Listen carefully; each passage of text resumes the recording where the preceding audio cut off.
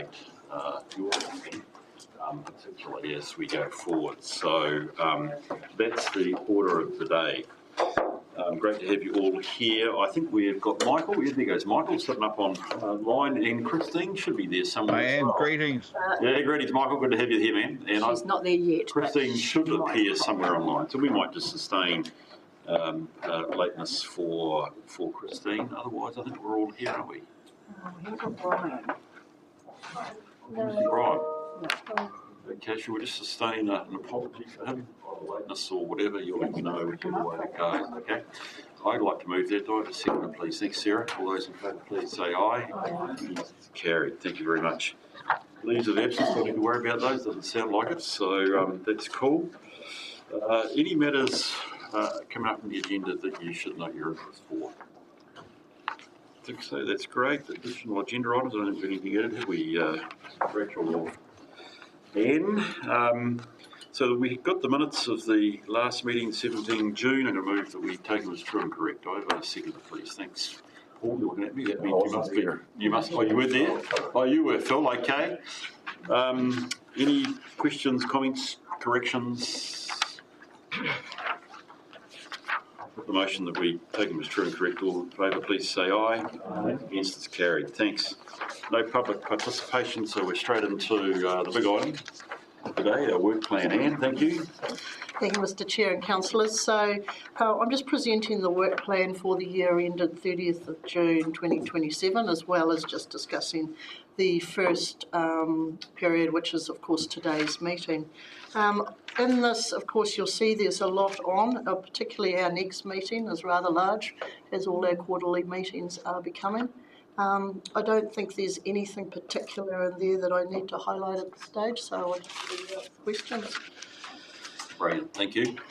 So great to get the view out to 30 June next year. It's a bit scary to think that actually we need to be thinking about it, but we are. Comments, questions, or not? Thanks for that. Thanks for it. I just would note today is today, which is fine. I don't know. I love a 9:30 start, but I'm open if people are still on a 10 o'clock mode. I understand and I appreciate people have to travel. We all do. But it does mean that next meeting, the more we can be pre-prepared for that meeting, the better we are. I'm not suggesting that you aren't pre-prepared, but I'm just saying it. 14 October clearly is important around the annual report, which is a standard feature. We're meeting for that, or we're doing that online, Anne? Meeting. We're meeting here. Okay, that's cool. And then I think the rest follow through. The only thing I'd note is that we, which is an interesting one, is that we have a modest but effective internal audit program, and you'll note that next meeting, 9 September, we are planning to have on the audit, which should interest a number of us. So that's sitting there, so I think it's good. I'm going to move, we take this as our program for the year as it stands. So please. Thank you, Julie. All those in favour, please say aye. Aye. Against, it's carried. Thank you. Thanks, Ian. Kevin, the good news on well done, or no, what is it? Yes, done well. Local was done well, but we're well done. So, in your hands, man. Thank you very much.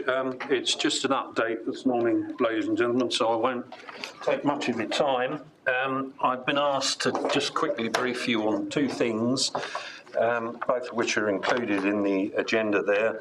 The first one is, as the chairman correctly says, a good news item. CEO asked me to brief you on this because good news is always as welcome as bad. You will see that Tamata Arawai, that's the Water Services Authority, released on the 27th of July their first complete national picture of public drinking water and wastewater network environmental performance. So they're very pleased. We dialed in yesterday along with Monday along with the other 71 water services authority in the country, and they are now, that's Tamata Arawai, getting a handle on the complete picture across the country. So the good news is those two graphs you've got there are the top 10 performing and the bottom 10 performing water providers and authorities in the country, and that's on the issue of overflows of untreated water for 2025. Your eye will be drawn to Southland, which had one. You will note that that's per 100 kilometres. That's a median figure that they use. We are there with one because we only had one at Winton. And that, though the key wording there is potential to pose significant risk to public health and environment, it didn't, and was dealt with accordingly at the time in 2025. So there's nothing smug or complacent. We're very well aware that water and waste has to be extremely vigilant on this performance and standards, but it is a good news item that this council has so far performed well, and we hope to continue with that. That brings me on to a second document, which I must brief you on, which has also been included in the agenda, and that's this series of A3s. This is probably a bit too much operational nitty-gritty, but it has been circulated to you so that you are aware that on the subject of local waters done well, there are a significant number of milestones which we must hit over the next couple of years while the local government reforms go on as well. So far, I'm pleased to tell you that we have met all of those reporting schedules and deadlines on time to a variety of central government authorities, so Commerce Commission, DIA in old money, Water Services Authority. It's actually broken into 4 colour sections there, so we've got basically Act obligations. I should also, by the way, compliment Jendi here, who actually drafted this original document, but this is basically the master copy of what we are doing with local waters done well. It sits with the General Manager at the moment, and basically it gives you an idea of what we are doing, what the deadlines are, who in this organisation is doing it, by when, and supplementary information. So we don't have enough time for me to go into it in great detail, but I think you will see from that, or please be reassured, that we've hit all of those deadlines and we continue to work towards that as well. There's always a deadline, so the current ones we're working forward for at the moment, 31st of August, include waste, which is not in there because it's not water, but nonetheless these are all part of the daily ebb and flow of what's going on in that department. So that's it really, unless you have any questions for me, please, on those 2 documents. Any questions given on this, both the good news or the, well, actually I should be careful. It's good news that we're planned around water reform as well. I should acknowledge that. Any questions that come out of that? Paul? So that excellent result with the wastewater spill, is that in line with what I've been having in previous years as well, that low? So I'm told, yes. Before I appeared before you today, I did a little bit of homework because bound to be historic questions. People are going to say, well, is that every 100 kilometres, and how many 100,000 kilometres have we got? They've definitely taken that as a median figure.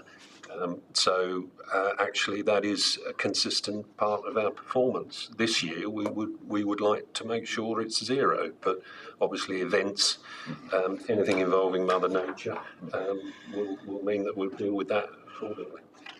Thank you. Thanks, Paul. Good. Thank you for your report and well done on this result. How many 100 kilometres worth of pipes do we actually have?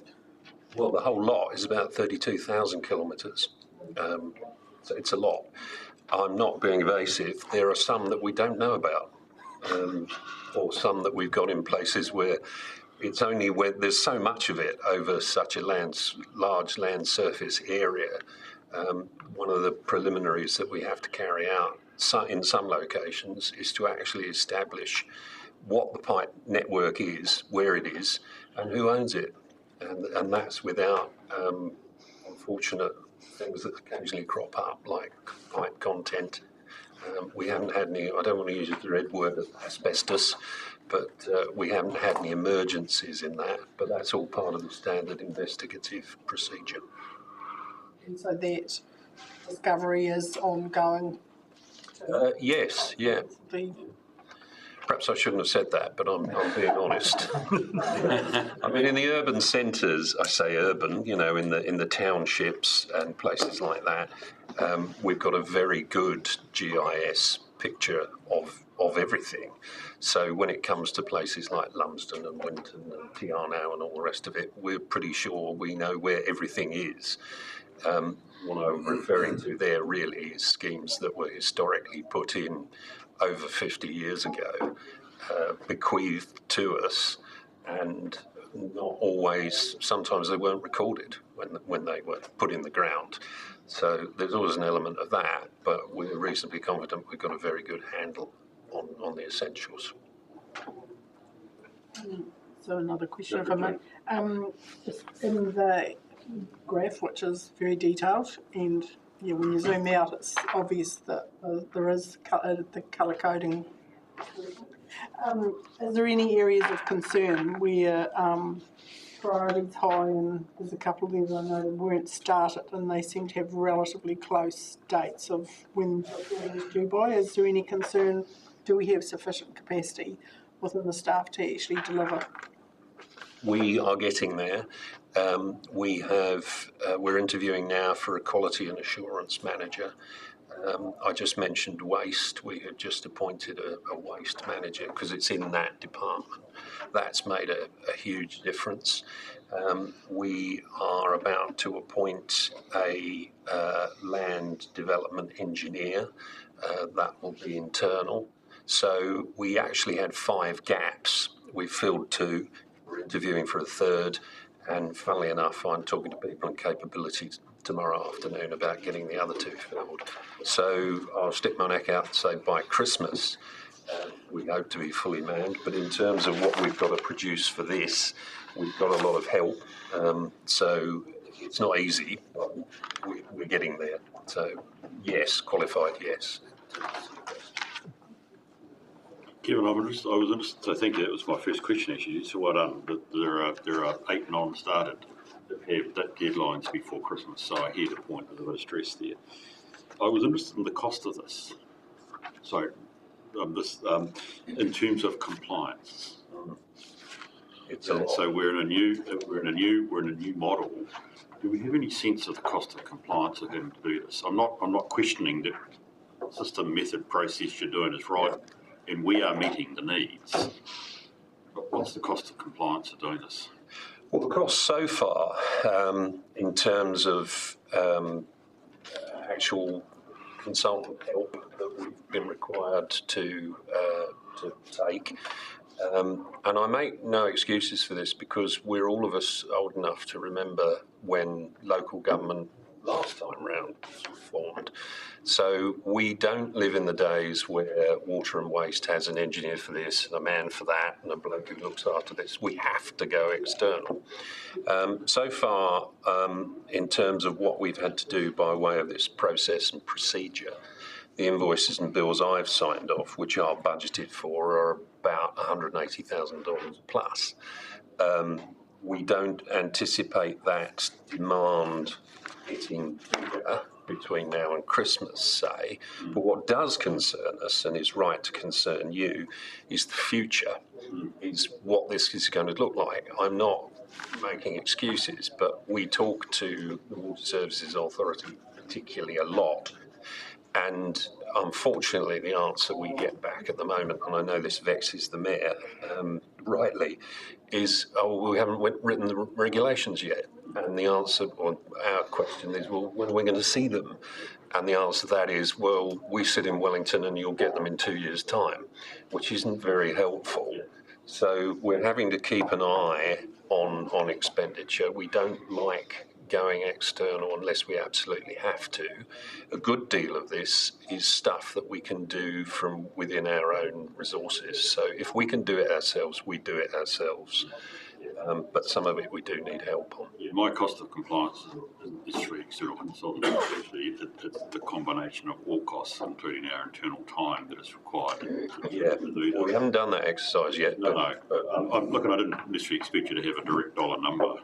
My bigger concern is who funds this. So I presume this becomes an IBU cost and won't be subject to the 2 to 4% rates cap, which is coming down the pipeline. That's what we're working on. Yeah. Assumption This will be a cost through the water charge Yes. on our consumers, as in contrast to something we have to take into account as we start to think about what year, 29? Somewhere between 2 and 4%, and automatically we've got a fixed cost that would suddenly hit us. Yeah. Well, you'll get more visibility because, as you recall in the executive's summary there, the plan is eventually for most departments to be treated as a standalone entity. So that's much more visible. Okay, that's good. Thank you. Anybody else? Thanks, Kevin. Any other body with questions on this? Not at this stage. Thank you. I appreciate that. Let's focus on the well done, for the done well, on the results about the overflows, and well done also on the combined team effort with the appendix and the planned approach, because I think actually making certain we do meet the various regulator and regulations is actually really important. So thank you. The motion is that we note the information. Mover and a seconder. Thanks, David. Over seconder. Thank you, Paul. All those in favour, please say aye. Against is carried. Thank you. Climate change risk. Climate change risk. Thank you. I've got to get the word risk wrong. Sorry. No, it's the beard there. That's right. Get that beard off. Probably what my mother wants anyway. She's 93 too, Tom, so he hasn't said anything yet. I'm just waiting. It'll come out one day.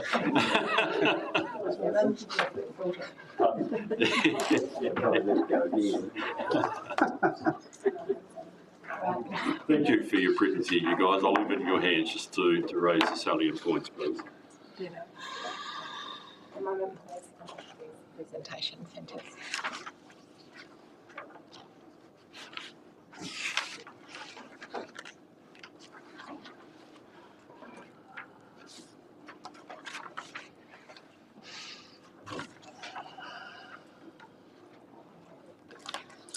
So, tēnā koutou, I ngā mema o te rohe pōtai o Murihiku, the Chair and members of Finance and Assurance Committee.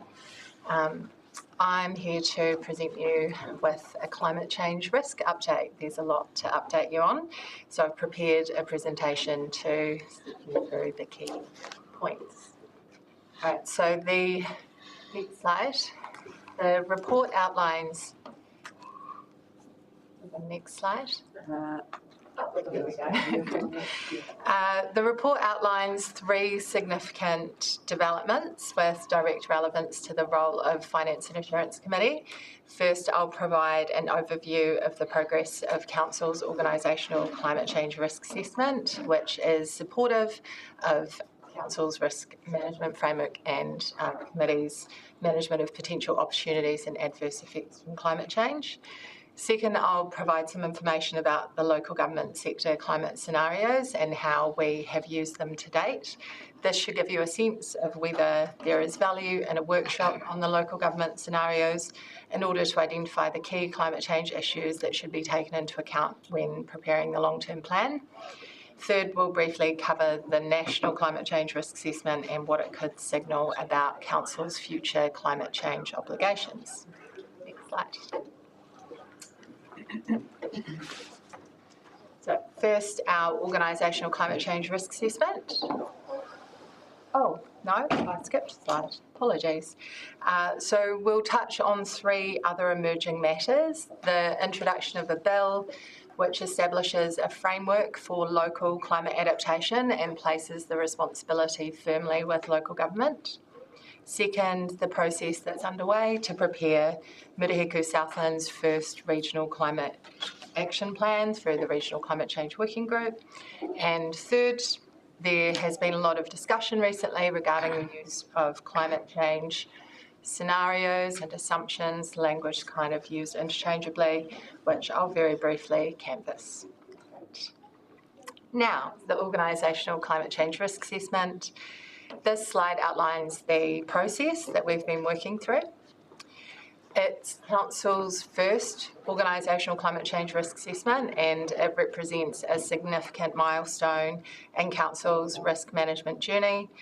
It has involved a significant commitment of staff time over the last 18 months in an extremely resource-constrained environment. So I want to acknowledge the support of leadership, the project steering group, and many staff across the organisation who have attended workshops and contributed their time, their knowledge of the district and their subject matter expertise. The scope of the assessment is limited to Council's organisational boundaries, that is, things that Council owns and is responsible for. Risks to the community and private property are outside of scope. The assessment has considered physical and transition impacts of climate change under 3 different climate scenarios at 3 different points in time. So the assessment seeks to support proactive management of risks to Council's assets and operations posed by climate change through ongoing identification and management of climate change risks, compliance with legislative and audit requirements, resilient infrastructure planning and targeted investment. The assessment has taken a 2-pass approach. The first pass was a high-level organisation-wide risk scan, which was followed by a second pass asset and activity level assessment for key service areas. The scale and complexity involved in assessing climate risks to Council's extensive roading network and water services asset portfolio, not to mention an electricity supply authority on a remote island, has been a challenge. We're about to pass the assessment method and outputs over to an independent expert to review our method and provide confidence in the assessment findings before these are presented to you in October. If the committee members would like further information about the assessment method, we can return to that after I've completed my presentation, and just to note that it would be inappropriate for me to comment on the preliminary findings of the assessment until the independent review has been completed. I briefly wanted to speak to how we are going to apply the risk assessment findings. So a key measure of success for the assessment is whether the findings can be practically applied by Council and Council staff and governance, leading to improved outcomes for the community, such as enhanced climate resilience and better value for money. So from the outset, the assessment has maintained a clear line of sight to the long-term plan. In our approach, we've sought to build internal understanding and capability in climate risk issues so that staff are empowered to identify and manage the climate risks that arise in their areas of responsibility.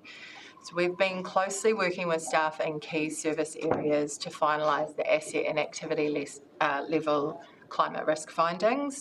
These have been very valuable conversations about key issues and risks for their activities, which they can then carry into their activity management plans. The assessment findings will include some suggestions around next steps, but they won't propose new climate risk mitigations. That is the next phase of work once the assessment method has been independently reviewed. Moving on. Local government sector climate scenarios. Now, I'm going to call these the local government scenarios. They are effectively narratives, they're stories. Apologies about the number of different ways that the word scenarios is being used in this presentation. All right, so these local government scenarios landed at an opportune time for our organisational climate risk assessment, and they proved to be an invaluable tool for understanding how climate change could impact Southland District Council's ability to deliver services in the short, medium and long term. We use the local government sector scenarios to design the assessments climate risk workshops with staff. It enabled us to move beyond talking about climate projections, hazards and degrees of warming, but to also consider the broader economic, political and societal changes that could occur under different climate scenarios. Importantly, we took the time to consider how these scenarios developed at a national level could play out in Southland. So I also ran interagency workshops, which followed a similar format to the staff workshops. They were attended by staff from Environment Southland, ICC, Emergency Management, Te Ao Marama, also Te Whatuora, Health NZ Public Health staff, PowerNet, NZTA, and I facilitated a short workshop with the Regional Climate Change Working Group during one of their ordinary governance workshops. So this helped to both capture other perspectives and also develop a shared understanding of plausible climate futures for Southland, which is really important when we're trying to coordinate regional climate action.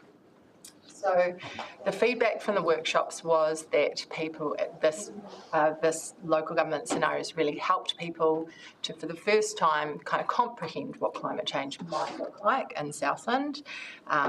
Just remember that the scenarios are not predictions, but they're simply tools for navigating uncertainty. Perhaps the only thing we can accurately predict about the future is that it will be different from the future we predict.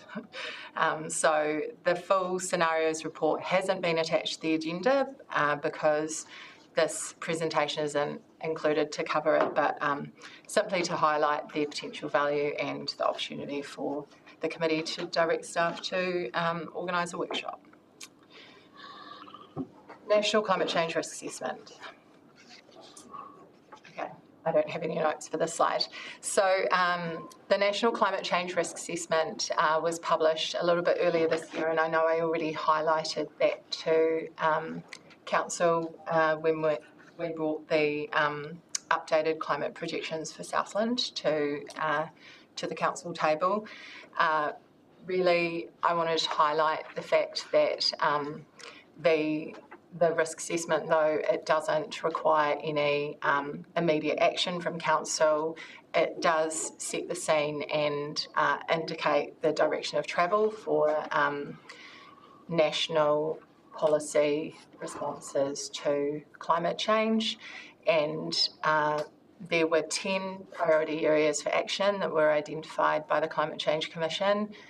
Some of these are at the bottom of the slide here. You will see that these all have extreme relevance to local government, will sit firmly in our wheelhouse. So we can expect that the policy responses come from central government will need to be implemented by local government. This is the direction we're heading in.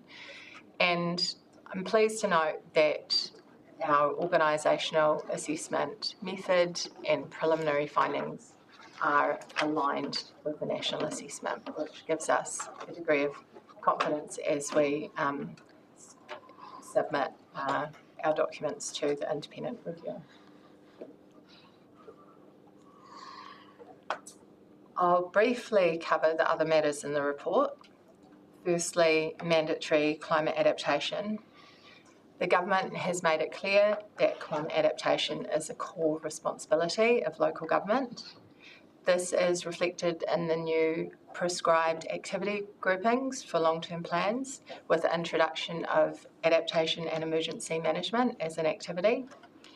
There are two key takeaways on this issue. Firstly, this is already in the new planning framework. The spatial planning provisions in the planning bill, which is about to be passed into law, require us to identify priority locations for adaptation when we prepare our regional spatial plan, meaning that the likelihood of, we can say that it's almost certain that this will be passed into law. Perhaps there might be a few tweaks, but I would bet money on the fact that this is coming for sure. Secondly, the resource required to prepare adaptation plans will be significant, and that doesn't include the cost of implementation of the plans. Sobering. Sorry, Rochelle, that was just the cost of preparing the plans, wasn't it? The cost of implementation, yeah. All right, so Mirihiku Joint Climate Action Planning. Oh, sorry, we're still on the previous slide. Yeah. So you have attached to the agenda the letter that was sent to Southland mayors with a progress update, a discussion of the use of climate change assumptions aligned with the local government scenarios, and an open invitation for our council to provide feedback on to the working group or to participate in a workshop.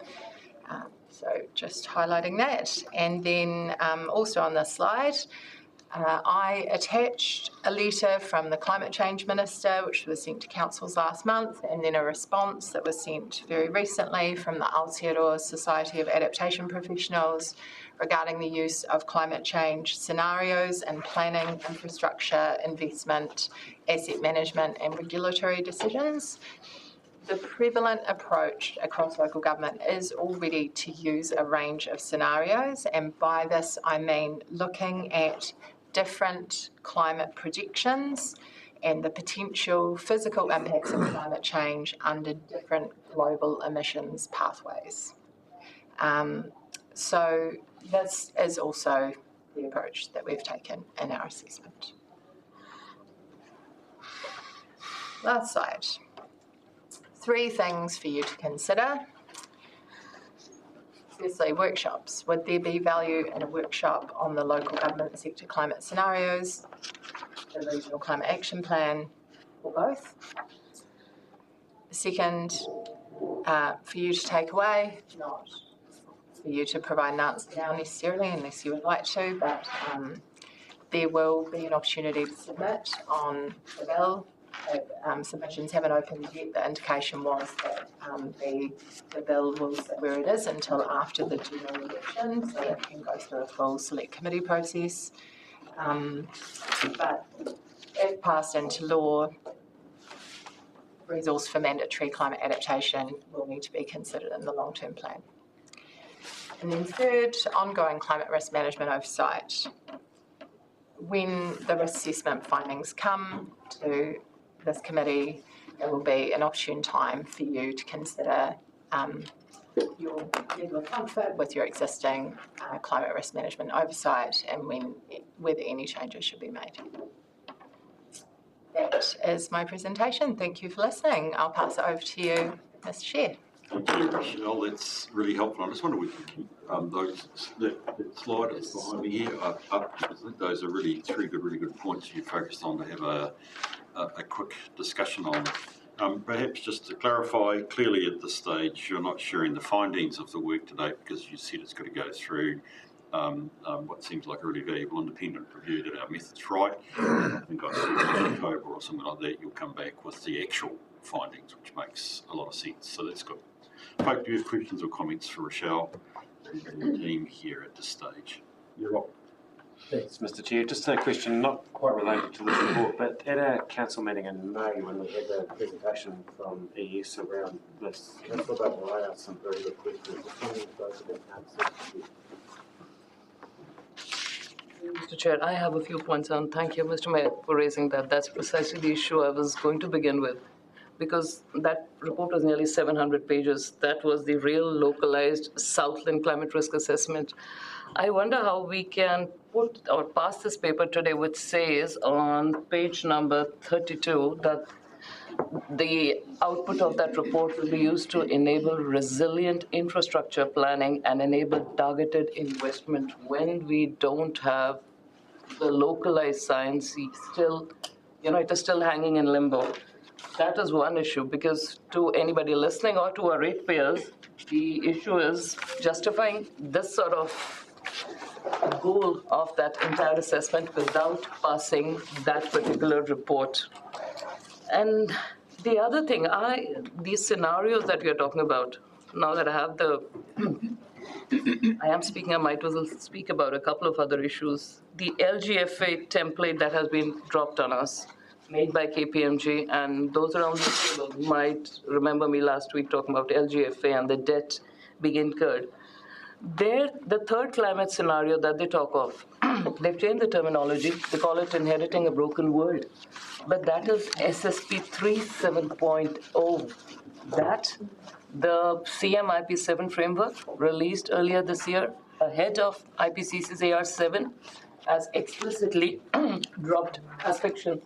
And why do I call it fiction? Pardon my voice. It is because one of the underlying assumptions of it is global coal use going up by 250%. Not 10 times like RCP 8.5, but still going up 250%, and the world having a total energy mix of which coal is 50% by 2100. Roughly, that translates to 7,500 new coal power plants in the world. You make them super efficiently, 3 or 4 a day, that's still 100 a year between now and the end of the century. Meanwhile, I represent Ohio Nightcaps, where the community voters just told, we're running out of coal, the lights are literally going out as we speak. And we tell those people, the mining towns that are dying, that because of this global scenario, we are going to put some of your money. And Mr. Chair, you spoke about the rates cap coming. This is yet another unfunded mandate that will have to be put in that. Well, I'll still stick to the LGFA, the attachment that Rochelle kindly provided. Am I the only one who thinks some of the wording there is bizarre?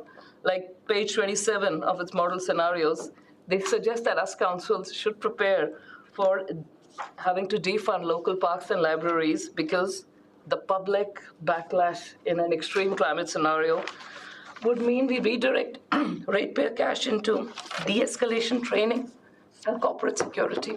I just shake my head at, we are expected to think that is plausible. We're talking of adaptation, and I can think of no better way for adapting than having some finances socked away for a day when, time and again, we don't know. You know, I'm glad the paper says very clearly that none of this is a certainty.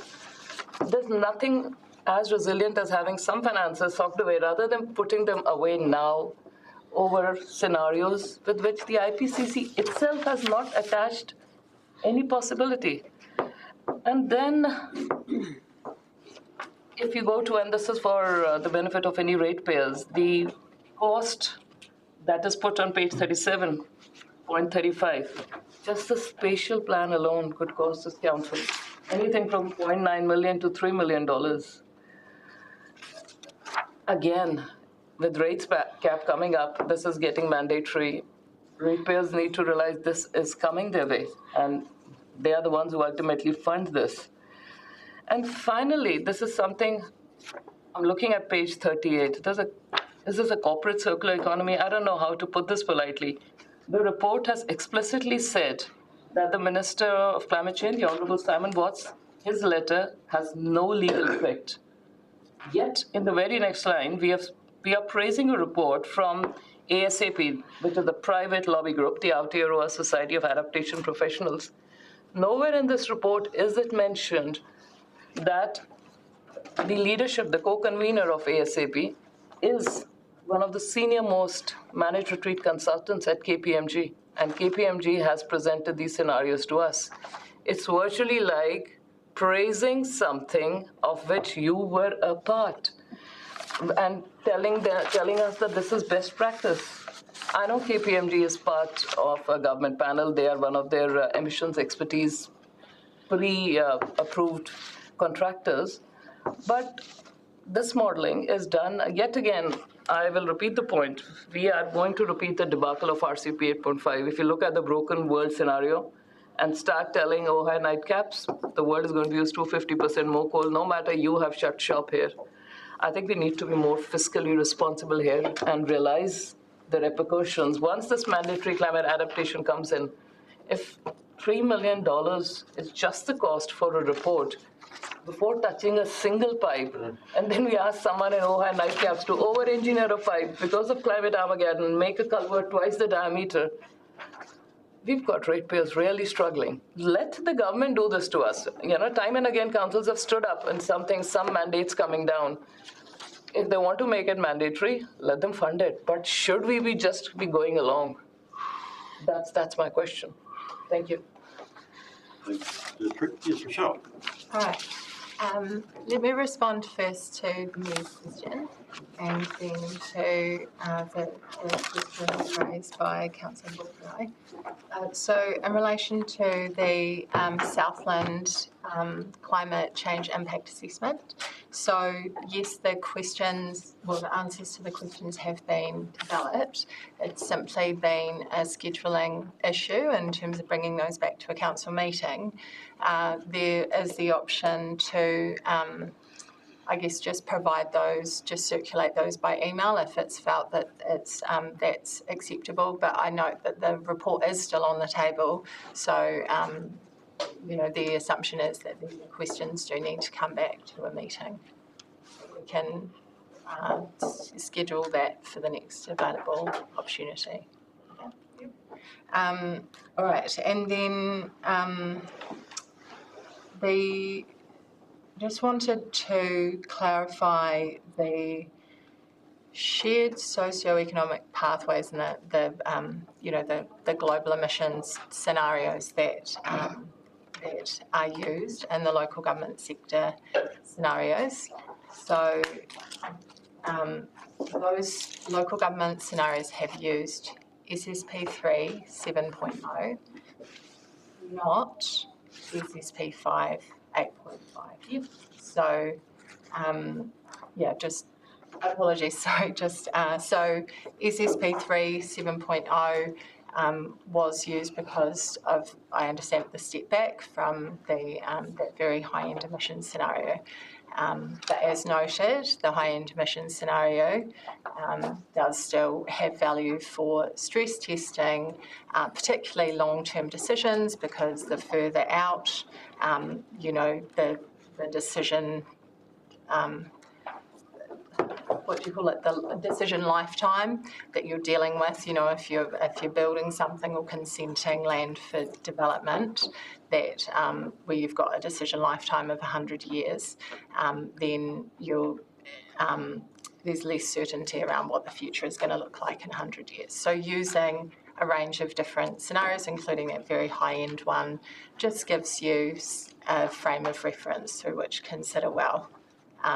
Hopefully, 8.5 is not only the worst case scenario, but a scenario that will never eventuate, but it's still good to have a frame of reference. I just wanted to ensure that the report is clear around those figures, the indicative cost to prepare an adaptation plan. So that was a figure prepared by the Ministry for the Environment and the Regulatory Impact Statement. Approximately, I think, 750,000, 750,000 and 3 million. So presumably that would be the cost over, several years, maybe 5 years. That would include technical assessments, it would include staff time, it would include community engagement, economic kind of modelling to test the different options, price up the different options. It does not include the cost of implementation, and it is separate from regional spatial planning. And the cost to prepare a regional spatial plan, I understand, is probably more in the realm of about 6 to 8 million. So it's the cost to prepare an adaptation plan is massively less than the cost to prepare a regional spatial plan, but that's little comfort knowing how expensive it is going to be to prepare a regional spatial plan. Yes, also just that narrative in the local government scenarios around defunding of services that are important to the community, about escalation of verbal and physical violence against staff. This is, it's presented in an extreme way. In this scenario, it's a fictional narrative, but I think it's really important to consider how different financial impacts on council under different climate futures could both impact our ability to deliver services that are important to the community, but also maybe result in poor treatment of our staff, which is something that I understand councils are already experiencing, something we need to plan for and be prepared for. Thank you. Thank you for the comments. Some things I'd like to come back to. Sarah, I think you've got one point to make. Yeah, I've got several. Thanks, Rochelle. It's obviously been an enormous piece of work to date. I just wanted to note the conflicts here with a lot of other things that are going on at the moment. And I looked at I'll just work through my notes because it's probably just easier to do this. Firstly, the page 74 notes the link to the spatial planning and the planning bill and natural environment bills that are of course in the RMA, and the fact that we'll need to do the plan within 12 months of the planning bill passing and for it to cover 30 years. I just want to highlight that that's another massive piece of work, which is going to have to be factored in. The other two things that really, or another couple of things that jumped out at me is that the discussion around through page 81 and talked about there'll be no new funding or financing mechanism proposed to assist councils. I think that word came out before the rates capping bill was actually announced, and therefore that raises for me some significant concerns. But also note that there was reference to regional authorities on page 96. It says the adaptation plans can be developed by TAs or regional authorities, but away with regional authorities. So it appears that is in conflict with areas from what the government is actually putting out. Can I just check, is that from the regulatory impact statement, or where is that? Page 96. It's page 96 of the agenda. I'm wondering if the regulatory impact statement describes a number of different options. And so, yes, it is confusing because it describes a number of different models, and only one model has been, is represented in the new, bill that has been introduced. So the model that's introduced in the bill is that territorial authorities review the adaptation plans, and that the governance is by the regional spatial planning committees. Then it does still go ahead on page 110 to say that reputational damage to the ministry is seen as low. It's probably because it goes back to local government, but it then notes that to be successful, central government may need to fund some plans. So there are so many factors in this that are at odds with each other, and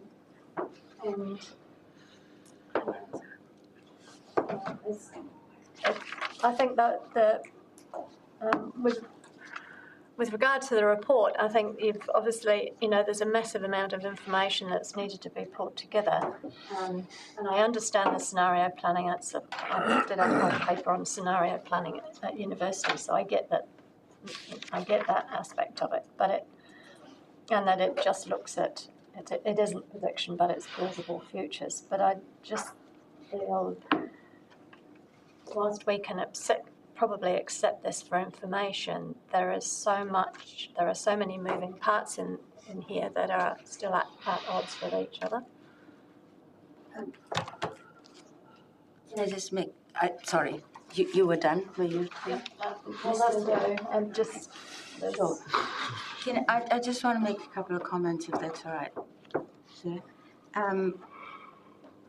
The expression of concern about what's coming at us is very valid. I think as a council, you're right in pointing out that there's a raft of requirements that seem to be coming at us, particularly in terms of adaptation planning, at the same time as the costs of it not being balanced. So it is a very valid concern. And I think wherever we can, we need to advocate for that fact that this is not just something that you can take on. It is not an easy exercise to. I think there's a. I'm not going to hang my hat on the 750 to 3 million figure. You could make that whatever you want to. However, irrespective of that, there is a cost. The cost will be on the communities, and we need to be pragmatic about it. So, for me and for the team, I think there are a couple of points that I would say we've definitely hearing from you, and you're right to raise them. One, we have to be pragmatic in our approach of how we do this. Two, if you're not going to do it, then we need to be ready for that conversation. If it's a requirement on us, how do we navigate that process? And I want to reassure you, like with most things, we won't just run away and start to do this. There are some things that are practical for us to do right now, which is what the organizational risk assessment will do. We do know that there are some of our assets are under threat, and whether we call them climate threat or not, like, rainfall events cause certain things to happen. So that's the kind of stuff that is on the surface happening right now, and we need to address that through our long-term plans and that side of things. And those will be the first ones that we'll address. There'll be priorities of why we're addressing something, and you'll get to see that. But I think I just want to acknowledge that your concern is valid, and we need to keep that in mind. And we need to have that conversation with the community as well, should it be required that we need to do something, which is in the figure of millions. So, Sure. thanks, Roberti, I appreciate that. So in looking at it from that angle, my understanding from reading all this is that we will need to forecast in the LTP for adaptation plans, and to be able to do that, how do you envisage that budget actually being set up at this point? well, it's still a bill, for starters, so it hasn't become law yet. We have had to take impacts of climate change into our long-term planning for a while now. So I wouldn't say that this is particularly new. I seem to recall 2014 being the first time that Bruce might recall this as well, as the Office of the Auditor General was definitely starting to look at, what are we doing in terms of climate change impacts. So I don't envision that suddenly we are going to turn and put in a budget here of some additional millions, but we'll have to demonstrate what we are doing towards that in this 27 LTP anyway. That's my thought at this point in time. And in our assets planning, we take that into account anyway, so you might start to hear some of that coming through from that angle. Thanks, Bruce. Just on that attachment D, that regulatory impact statement, that's probably one of the most critical documents in the attachments for this. And I mean, it's a piece of work that gets done to see what the impact of the legislation is. And there's so much redacted in here that it's really hard to actually understand it. Do you know why so much has actually been redacted from MEP? Might not be able to answer the question, but it's a hard document to read with so much of it all blacked out.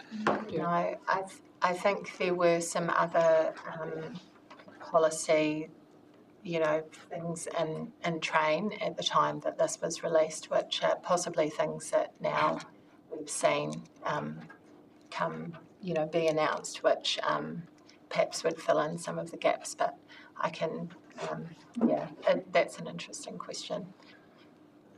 And just a further comment, if I may, the regional spatial plan at 6 million, that kind of opened my eyes a little bit. That's 30,000 hours at $200 an hour. I would have thought you'd get a pretty fancy plan for that, so I'm hoping it's not going to cost that much. Comment. Yes, Tom? Through you, Mr. Chair, Michelle, Bertie, thanks for your comments so far. And on the back of what you've both been talking about, I think the compelling thing for me is, under risks to emergency management, specifically for Southland rivers and severe weather space, 80% of declared states of emergency were for severe weather or flooding. On the back of what Rob's just talked about in terms of the budget affiliated with the cost of looking at a climate adaptation plan in conjunction with our spatial planning as well. If we're looking at, anywhere upwards of potentially $8 to $10 million, where is this council based on one of our pillars of looking at innovation in this space? Where are we putting a budget or financial interest into that innovation space to help to mitigate against some of this stuff on the ground? Are we working towards that? And how are we doing it? Through you, Chair. In terms of have we got a budget, have we got a line that talks about innovative methods? Well, we haven't got the budget line set up yet. So my answer to that, and I'll look at Anne in a minute, would be, what you are going to see is innovative practices coming through, various forms and activities that you're doing. And you'll definitely start to see that, because I know of a couple of examples where the teams are looking at what the methods are, if that answers your question. So we're looking at it? Yes? Also, you would like to make a comment? Yes, so the climate risk assessment has looked at opportunities as well as risks, and there definitely are opportunities related to innovation and technology. And another thing to say on that topic is that, and I forgot to mention this in the presentation, but there is already a lot that council staff are doing to mitigate climate risks, and have been for a long time. So this is not us standing up some activities, with nothing having occurred previously. The approach in the assessment was, innovative in the sense that we focused on building internal capability and understanding of climate risks through the assessment process. And we've focused on mainstreamed adaptation, which is effectively just integrating climate change responses into business as usual activities, such as, infrastructure resilience, for example. And so the National Infrastructure Plan that was recently published by the Infrastructure Commission highlighted that maintenance and renewals are the single best way to improve climate resilience of council assets. So that is, it's really just about getting the basics right, which from what I can tell is something that our infrastructure teams in Southland District Council are already doing very well. Just one more question through, Mr. Chair. On page 63, just a clarification, paragraph 3, I think it is.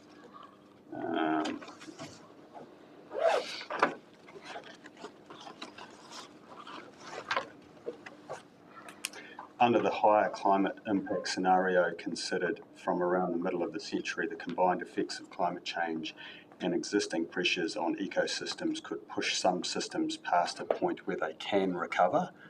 Is it can recover or cannot recover? Pushing the point beyond which they can recover. That's great. That's the point. Can recover. Yeah, they can't recover, basically. That's all. Thank you.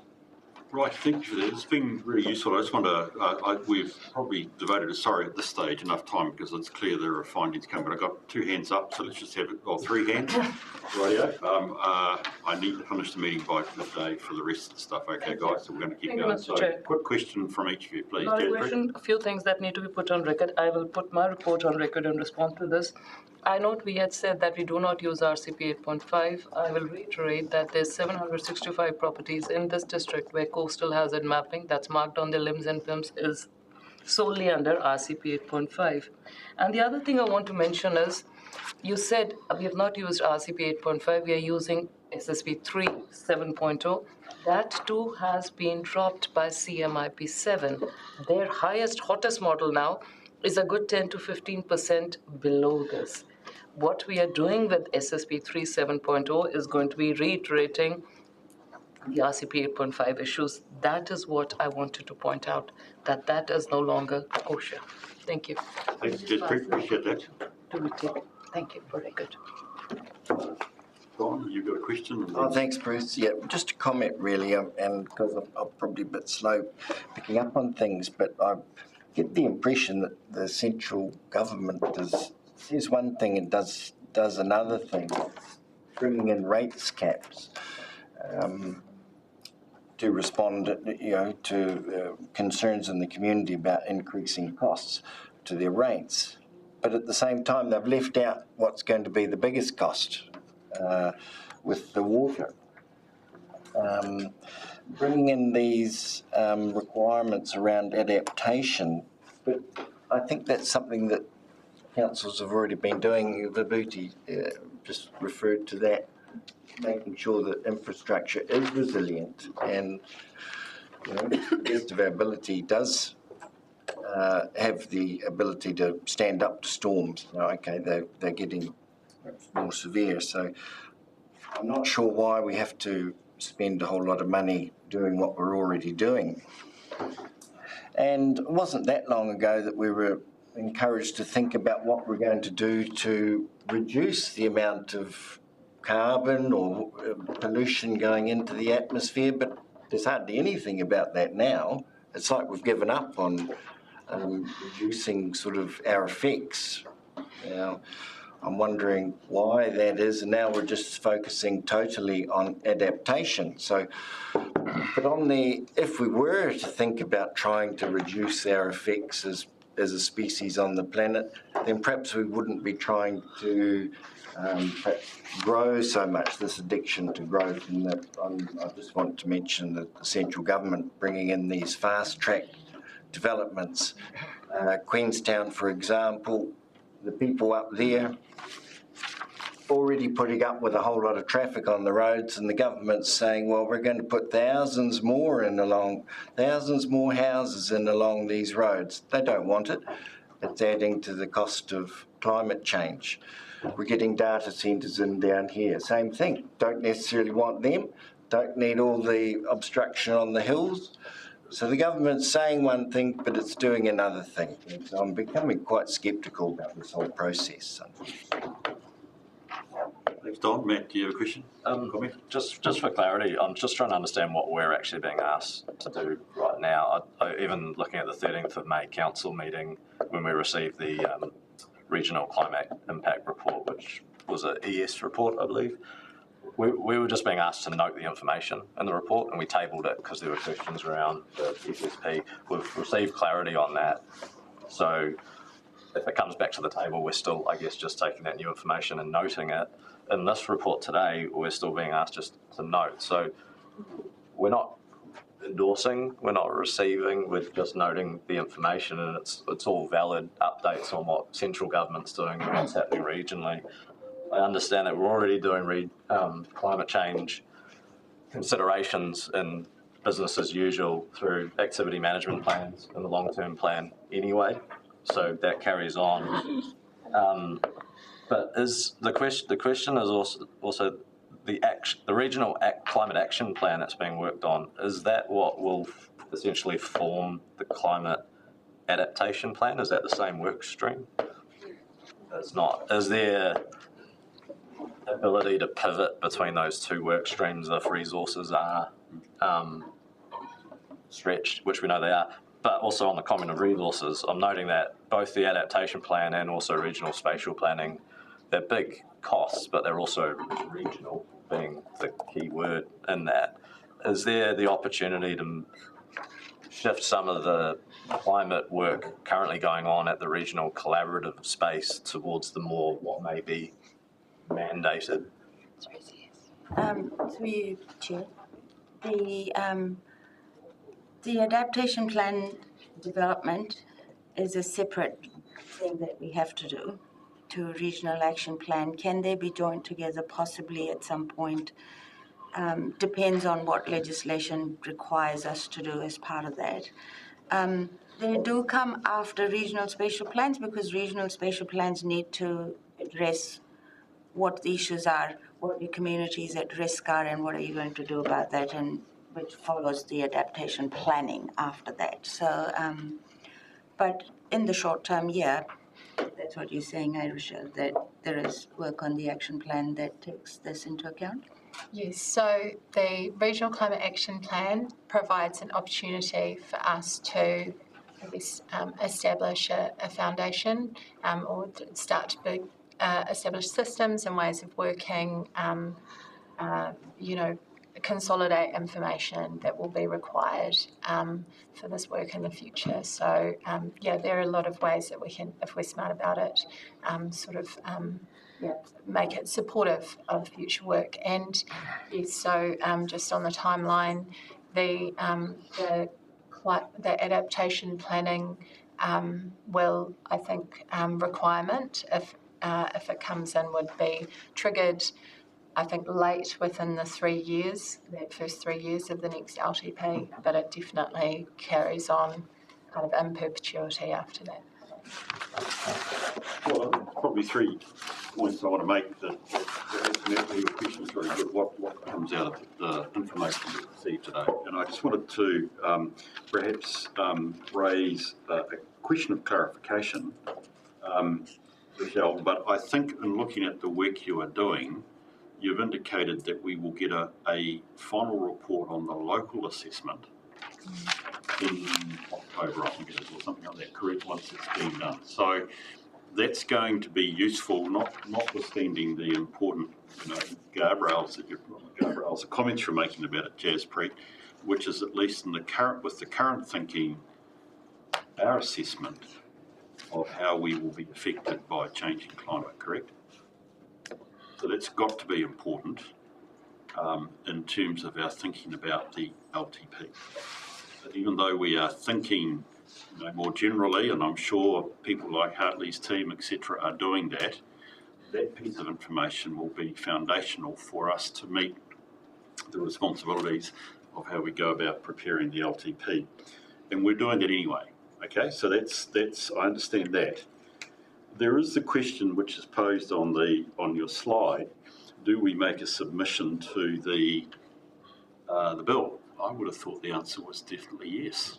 I mean, most of the comments have been about the cost of this bill and the negative comments, so I make a presumption that we will be making the submission, even if it's only on the narrow area of the cost and unfunded mandate. Right? Correct? I mean, it seems like that's a general consensus that I'm getting out of this. The other thing which is really interesting from my perspective, thinking particularly about the long-term plan, was do we have to build any of these costs in, particularly around the adaptation plan? I think your point is well made, Rochelle, that it's still a bill. What we have to do is actually prepare our LTP, and we're going to adopt it in June 2027. It has to be prepared on best estimates. So this reflects the problem of preparing an LTP with so much reform going on. I'm going to come back to that this afternoon. There's so much reform going on. If this becomes an app in its current form, the answer is yes. We'll have to try and find how we fit this in. So it is really important, but it's not, at the moment we can't, as you say, you don't know what the number will be anyway, Vibuti, but somewhere we should be to think about if this becomes an app and not in that way, we may yet have to think about how we put this into the LTP. because the adaptation planning will form part of the coming 10 years. And it is a realistic need for us to try and participate if it becomes the Act. So that's what makes, it sounds like it could be late running. Like NZTA funding, hey Hartley, it comes after we want to adopt our LTP. So, you know, there is, I like your idea about being pragmatic. So I think the important part that is coming is that, yes, we would want to see the findings that you're coming up with as they have been done. Now, I think if I'm listening to Jaspreet correctly, there may still yet be questions about the validity of the information that's in it, but let's know that it is some of the concerns that we have to address as these findings are presented, number one. Because we should be reflecting how, if in any way, should that be reflected in our LTP. I say that actually, by the way, Jaspreet, regardless of what the Order Office says. You know, if we are subject to the effects of climate, good planners will think about it, good governors will think about how does that affect our plans. Okay? We'll that process satisfy the Order General. I'll leave it to you guys to work out politically how do you make a response back to the bill. Over that, I think that makes sense. And as I said, we need to be on watch in terms of the unfunded mandate and does it go through, and we might have a late, sorry Anne, we've got to try and get it to 34% in 2029. We'll have to see where we go. So Matt, your question was really good. Where are we at? I think this is we're in a position where we are noting. I think the resolutions we note that a workshop on the scenarios can be arranged. If that means we want to see the results of your report, the answer is yes. Something different, is it? Yes. Okay, well, give me the lead, please, so you can see I'm trying to get through this. Yes, so there is the opportunity for a workshop on the local government sector climate scenarios, which were discussed, the you know, narratives. Yep. Similar to the workshops that were run with staff and with the Regional Climate Change Working Group. So that's one workshop opportunity. The other is in relation to the Regional Climate Action Plan, so that councillors could be involved and or contribute towards the actions in a more kind of you know, those two possible workshops. No decision needs to be made. And get part of the findings that come back in October. No, so, no, the findings will be presented as a report. Yeah. Through you, Chair, the organisational risk assessment is internal, so we're doing that. The other two pieces that Rochelle's mentioning here are more, particularly the regional action plan that's being run with other councils. So it's a kind of a separate piece of work. This one is more practical on the ground, the organisational risk assessment. That's coming through in October. So these, can I just, my thoughts around the workshop. If you want to, we don't have a lot of workshops and we do have a lot of items to get through. So if you are all okay, we'll put it somewhere in the scheduler and you can have a look and we'll try and fit it in and see where it fits in and where the best place for it is. If you're okay with that, Chair, that my suggestion would be we do that and pick it up in terms of planning about where we take it, unless you're really keen and you absolutely want it, in which case let us know and we'll try and fit it in over the next coming couple of workshops.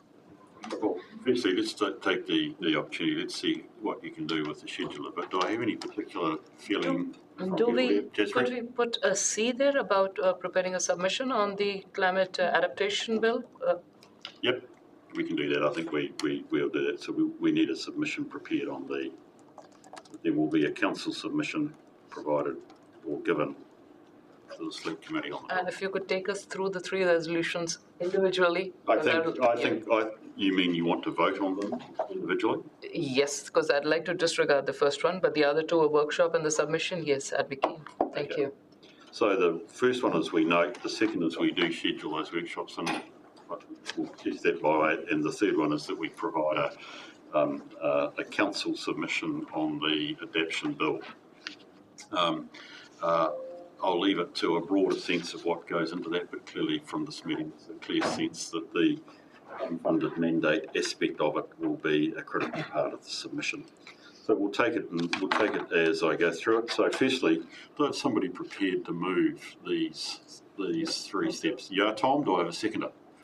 Thank you, Phil. So let's take it as we go. So A, as we note, all those in favour, please say aye. Aye. Aye? Aye. Those against? Nay. No, you're against it? Thank you. Yes, I'd like to disregard parts of that it. recorded, Jaspreet. Okay. Cracker, thank you.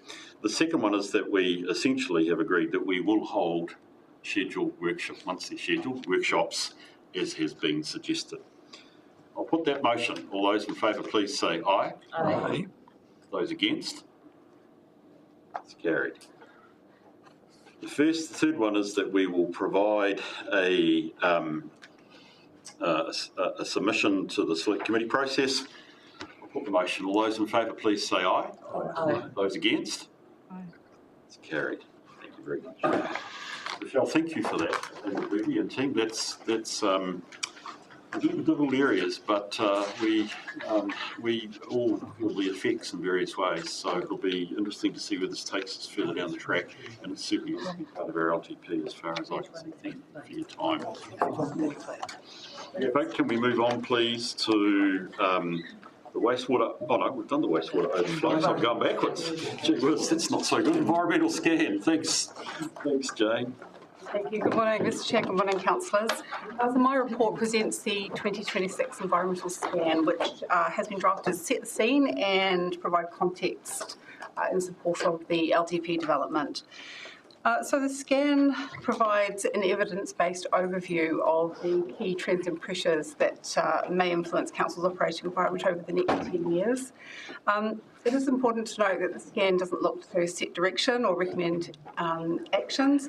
Instead, it's just providing that background context to be considered alongside other inputs in the LTP development. So there shouldn't be much in the way of surprises to you in this scan. Most of the issues identified will already be familiar to you. What the scan does is pull this information together so that we can consider each of these issues, we can consider these issues collectively rather than individually, and just help support that shared understanding of the environment that we're going into. So I think we are all aware that our operating environment is evolving rapidly, so the scan is a point-in-time view of the factors influencing council. I'm going to leave the scan and the report with you for information, but I'm happy to answer any questions you might have on that. And I'd also like to suggest in that, so firstly, thank you. I do agree, and I understand where you're trying to lead us. This is important that we receive it, but it's actually a document that we should be using as we think forward with our long-term planning. I would want to draw reference as you think about your comments that you might want to go back to the summary of paragraphs 12 and 13 in the staff paper on page 136, which probably does no justice to the total document, Jane, but actually is a really important set of statements there about what the scan is showing. So if you have questions or comments for Jane on the paper. Thank you. Jane, I'm absolutely amazed at the amount of work that's gone into this. Just one point, on page 163, we talk about forestry and key trees and risks associated. We've got slash and infrastructure impacts. I'm just wondering if we should mention potential for fire and disease and pest as well. There was another wee thing on page 196, you took key trees there, and that was about the affordability type of thing. Mm-hmm. And I'm just wondering, and this is probably being really pedantic, that it sort of reads as though it'd be nice if we could say something as though we're actually aware of that ourselves, and it's not just because of boundaries that are put around it, it's something we actually know about. Sorry, could you just I'm just trying to find it, sorry. 196, key trends, affordability. Oh, yeah, key trends. Right. So you've got the potential reduction of weight rates, caps, and stronger oversight of council expenditure, as though we need to be sort of disciplined rather than our own empathy, if you like. Thank you. That might be a bit woolly, but yeah. Thank you. Oh, Sarah?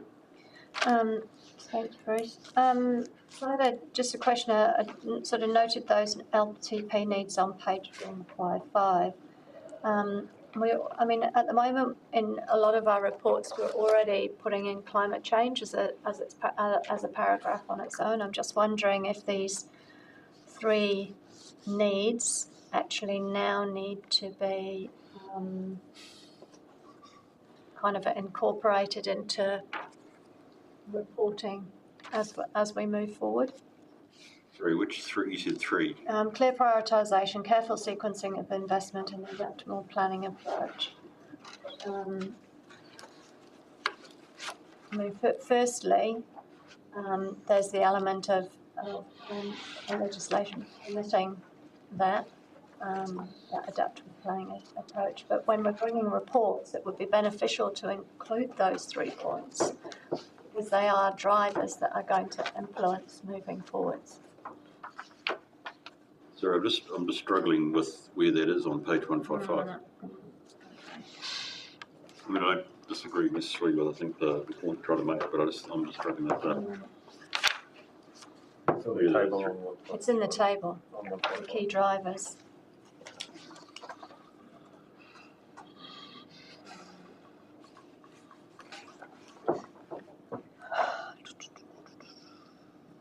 It's, page 155 of the report, critical key drivers. And you've brought out 3 of those as being important to future papers, correct? Yeah, I'm just trying to find where I've drawn that from. Just come back to us when you've found them. What about anybody else that wants to make comments on the paper at this stage? Yes, Matt, Rob. Just one that Councillor Duffy missed. Jane, cracking mood today here, boss.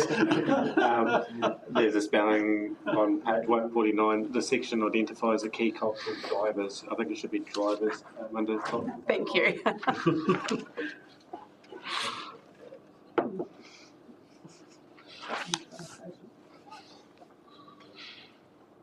Well, the thing, and I guess I've given you my sense out of this paper, which I think is really important, is firstly I looked at having read the paper, coming back to your summary on page 136 of the agenda, which is your staff paper, Jane. Paragraph 12 actually leads to some really important points about how we plan and what we identify we must do inside the LTP. And I think this reflects probably the nature of the scan, that for us, our options, our discretion are tightening. Even that from the last paper, where if we've got to suddenly find X something for adaptation planning, whether we believe in it or not, it's going to cost us money. And actually, that brings into play all these things as they sit there. I think the other thing which shows a financial constraint then is all your trade-offs, because just about all of them come back to money. So I think I would be looking to make certain that as we do the long-term plan, which I know you're already in the middle of, but particularly even this afternoon as we start thinking about our financial strategy, these actually become really important to keep in front of us.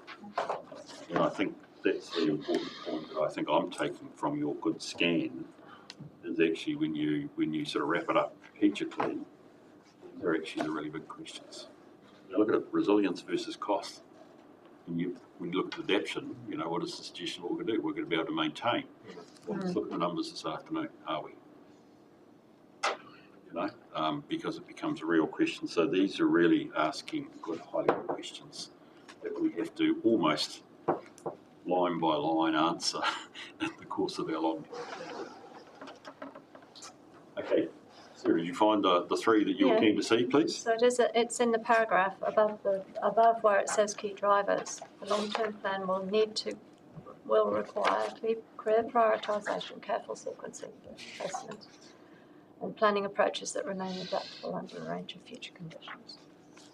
Which is very similar to what I was just saying, but I take your point. That's great to see that there. So you're suggesting future council papers essentially have an impact on long-term planning in terms of prioritisation or what have I you. think if we're really going to take this environmental scan as seriously as a document, then the environmental scan needs to go over pretty well all the reporting that comes to the table. That's the point that I want to make.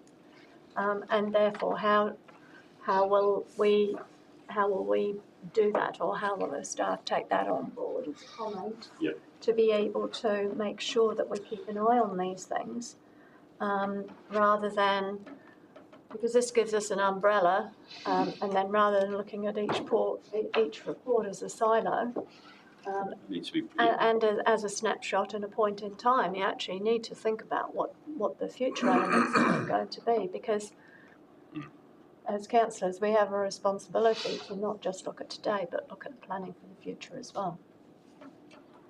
And the other point I just wanted to make is, it said on page 168, they made a comment about prioritising investment where the economic return is highest or where the need is greatest. And I just made a note here then.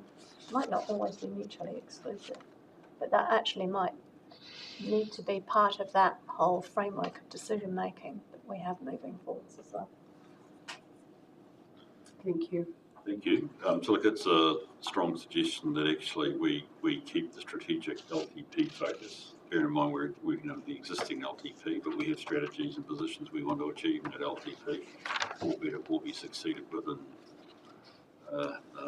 hopefully 9 months' time or thereabouts by 10 months by a future one. So it's thinking both about the existing strategy, but actually the implications of a decision for the future strategy as well. I personally like that idea, Sarah, but I'll leave that with Jane. You might talk with your management colleagues about how achievable that is, but I think it makes sense. Yes, Bree. I think all of those points, when you overlay with this fact that we talk about dropping social cohesion and falling trust in institutions, it brings it all back around this table. How much transparency, how clear in our messaging can we be at this time of turmoil?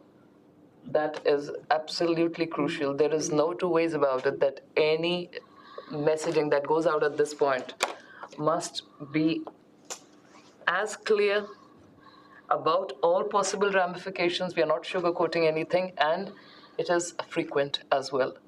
It is, we can't be existing in a silo around it. There's a whole lot we know of what is coming up, and it's up to us to disperse that information so that by the time we come to the LTPs and those sort of consultations, it is not, I mean, it's none of that. What's coming is pleasant, but it's not a massive shock. People can anticipate what is coming, because what I'm seeing is consultation fatigue, be it spatial planning meeting, very few people turning up, be it local government amalgamation sessions, and you can see it is just the participation is really falling.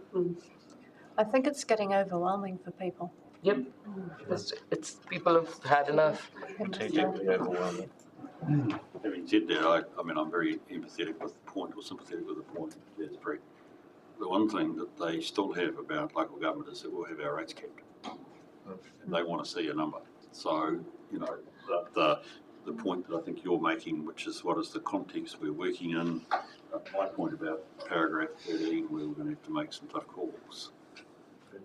Your point is it needs to be incredibly transparent, whether we come up with a 2% or 4% or a different number, certainly in the intervening years. So I think that makes a lot of sense. So thank you for that point. Yeah, Tom. Yeah, just sort of based on some of the comments on page 140 and just implications for the long-term plan, and looking at that graph, you know, in terms of prioritisation of all of this is going to come at a cost. We all know that. So in terms of whether it's from our ratepayers, whether it's a central government perspective in terms of rates cap or not, you know, I look at that and there's 7 areas there: governance, service, infrastructure, funding, workforce, community. Like, are we potentially in a long-term plan going to be forced to basically say, well, we have to prioritise those: service delivery, infrastructure, funding, and workforce capability? Do you know what I mean? Like, are we going to have to go, well, some of these things we're not going to be able to fund to the ability that we currently have, That's going to be from central government pressure. That's going to be from pressure from our ratepayers, even on ourselves. Mm. You know, That's right. Yeah, yeah. Is that kind of where you're going with this? Yeah. Yeah. Okay. Sorry. Yes. I think we as a council, along with everybody else, are going to have terrible, wrong word, very difficult discussions about how we make ends meet, because we are effectively rates constrained. Now, let's say in the next 2 years, but I mean, I'm projecting. Everybody's already said would they put money on it. I put money on it. Will be rates capped, regardless of whatever the colour of the coalition is at the next elections. It's a no-brainer, unfortunately. And we also know that community's getting pretty tired of levels of rate increases. Yeah, Don. Thanks, Bruce. Thanks, Jane. Just page 157, I wanted to, that data grid. You've got that down as high, potential implication for the council, high uncertainty. Did that data grid, when that was getting consented, did that come past the council, or that doesn't do that? It stays in with the planning department? I can't answer that, I'm afraid, Mr. Chair. If there's anybody else who wants to speak to that. I can.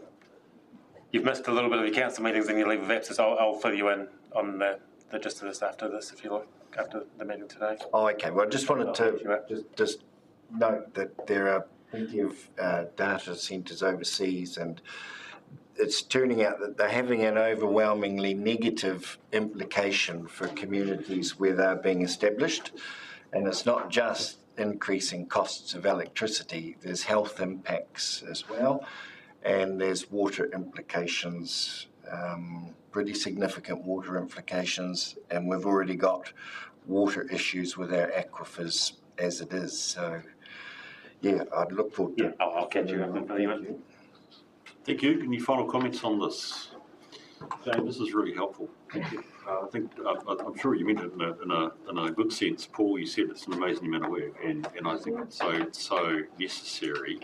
To go back to your point, as Preet, that we are going to have to be as transparent as we can be about the context which this is, and the decisions we therefore find ourselves having to deal with and make calls on. So this is a really great addition to it. I take your point, Don. It's actually a scan of something you always keep up to date. So if there's more information that needs to come into there, let's see it and see how it may or may not affect the overall sort of summary that you've given us. So thank you for that, Jane. That's really great. So really, this is if I go back to my whatever page am I on? We're looking to actually note. Seems really short. But I think we're noting it because actually it needs to become part of our ecosystem of our thinking around the planning for the LTP. So in noting that that's what we are essentially doing. So from the chair, I'm going to move that we note the information. I'm going to say it with thanks, Jane, because we need to have this almost on top of our desk every time we have a planning meeting, I think, at the stage for the LTP. I'll move it. Seconder, please. Thank you, Jaspreet. I'll put the motion. All those in favour, please say aye. Aye. Against, it's carried. Thank you very much. Thanks, Jane. That's wonderful. Can we look at the draft accounting policies, please? I've been waiting for this one. You'll probably be over. I'm serious. I know, but you're the I'm only not making a joke. This is serious. This is real stuff, isn't it, Joe? Come on, this is. We know we're in the right territory on this one. In your hands. Take it away, thanks. Thank you. I'll take the report as read. Overall, the accounting policies are consistent with the annual plan we've just released at the end of last year, and on par with annual reports which are audited as well. Currently, we're not aware of any changes to accounting standards that will impact prospective financial statements. However, we do keep an eye on the XRB, or the External Reporting Board, that release amendments as needed.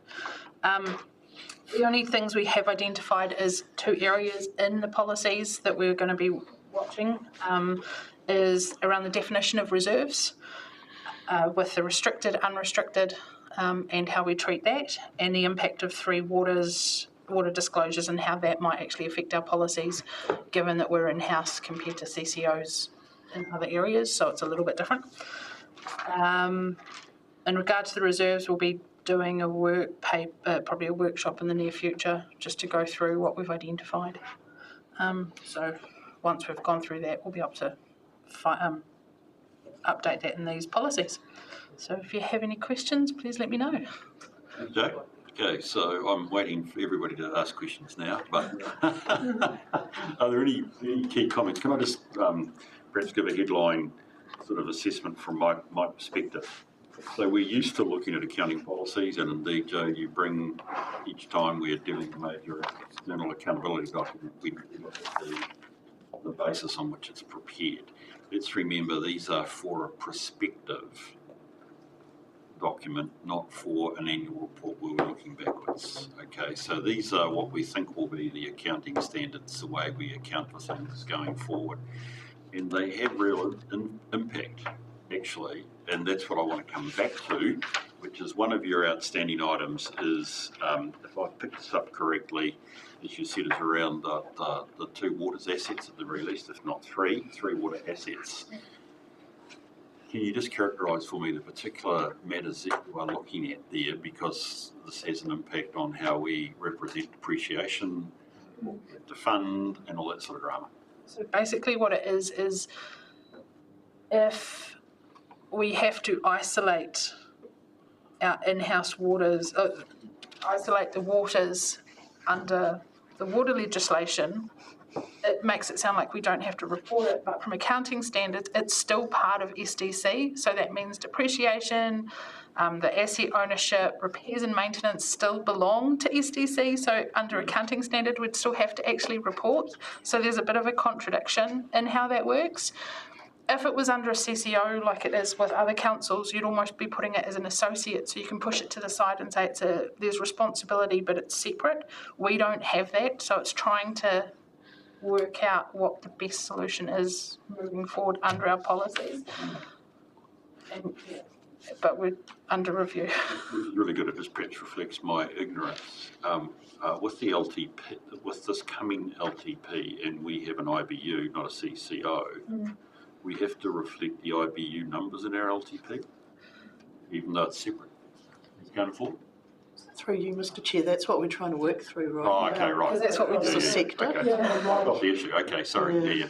My head says that we should still put it in because it's still part of council. That's right. But it's actually trying to work that through because we're going to almost have to do a separate set of books for the other requirements. Yeah, exactly. So my head says we have to in terms of P&L in the balance sheet, but not in terms of the funding impact statements. Yeah, okay. But we're trying to get sector guidance equally and work where so this is the bigger issue, which is how do we treat in the prospective information our IBU rather than okay, gotcha. So Sarah?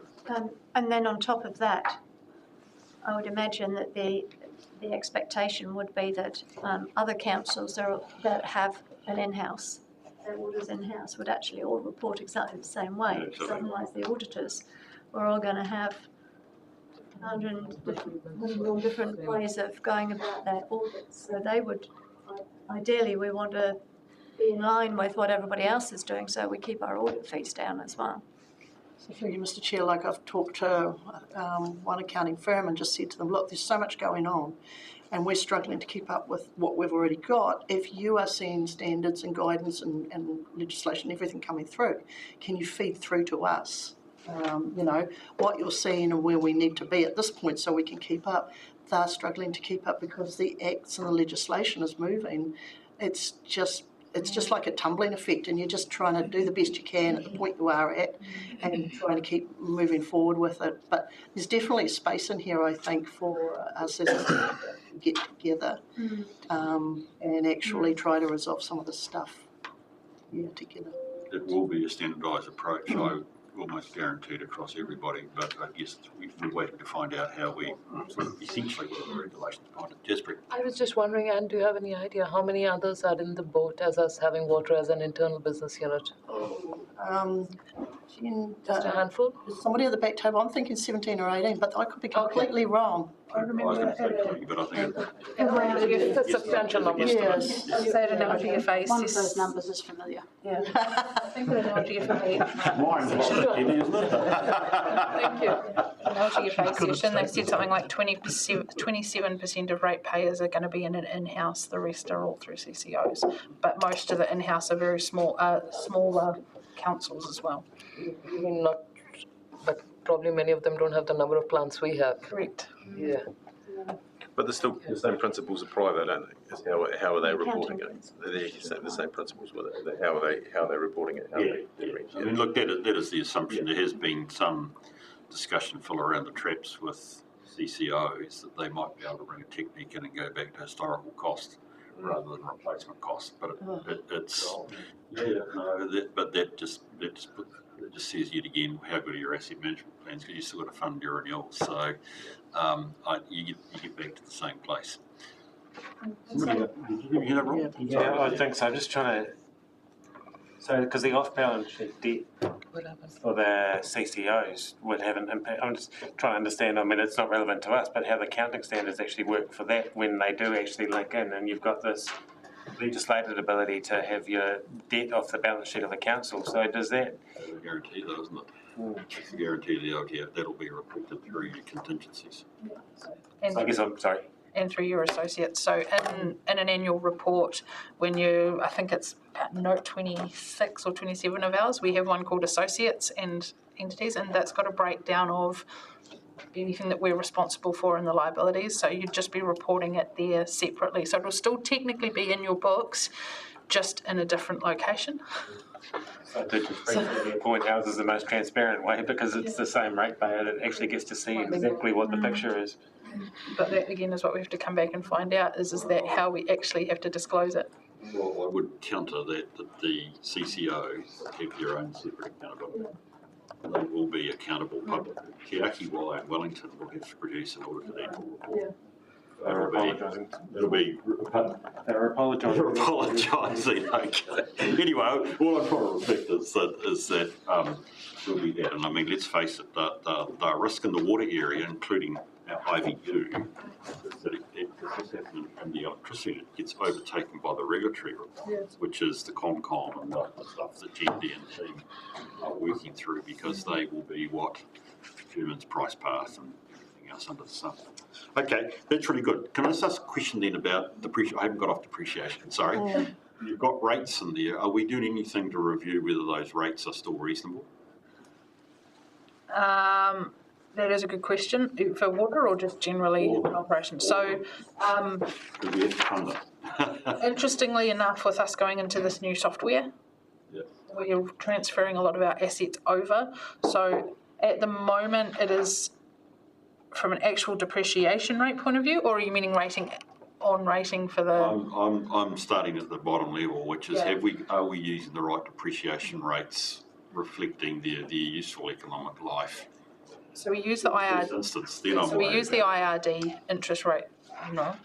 Not for infrastructure. Not for Oh, not for infrastructure. So infrastructure assets are valuation. So when the valuation comes through, we update the depreciation to match accordingly. Yeah. Historical assets are depreciated based on the rates at the time, but we do go and check that regularly to make sure it's on par. Let me be clear that it's on par with what Hartley's doing. Hartley's asset management plans and our depreciation rates should be aligned. They come from that. They do? Yes. Okay, The good. valuations form the depreciation rates. But in further to your other question, though, a few years ago, I said about looking at the rates for that very reason of a few of our key assets. And what I did was I went back and I looked at some of the assets that had not yet been replaced and the ones that were replaced and said, where in the cycle were they? So were they about right? It wasn't far off. No, okay, that's good. Having said that, though, the one thing that we don't allow for is the different environments our assets are living in. Yeah. So, of course, across Southland, you've got gravel, you've got peat, you've got different soils. So, of course, those assets, and depending on how those assets are used, the quantity of water that's flowing through them, as we know, in a farming situation, can influence them as well. Yeah. We do just have one generic rate for the different types. But overall, Okay, look, that's fine. It's just, in adopting this, we've got set rates in here, and I just want to know that we're comfortable there's still the relevant rate going. So that's absolutely fine. I sense I've probably exhausted the committee on our prospective policies. So I'm going to move, obviously A, B and C, which are all about decision making or receiving a decision making, and that we endorse and recommend to Council the adoption of accounting policies detailed in attachment A for use in the LTP, noting the areas highlighted in blue are still under review. That's absolutely fine. Maybe I'd just leave it as an open suggestion, not as a specific resolution, but you may want to come back to me as the chair of F&A when you get to the resolution on the IBU. I'd be happy just to glance my eye across what we propose in terms of those outstanding movements. So we'll move A to D. I'm going to move it. Do I have a seconder, please? Thanks, Rob. I'll put the motion. All those in favour, please say aye. Aye. Against, it's carried. Thank you very much. Thanks, Joe. Appreciate that. It's wonderful. Right, now, the last motion before lunch is to move into public excluded to deal with the B2B. And I'm going to move it. Do I have a seconder, please? Thank you, Phil. Say aye. Carried. I've actually got to deal with the actual B2B report. I was thinking I was about to have lunch, but I'm not. Okay, so I thought I was getting on time. We'll get there. We are still on time. We'll get there. Okay. We are. We're doing well. Rightio. So we are under the B2B. And do we have Jane on board as well? It's online. It's getting off. Are we getting off?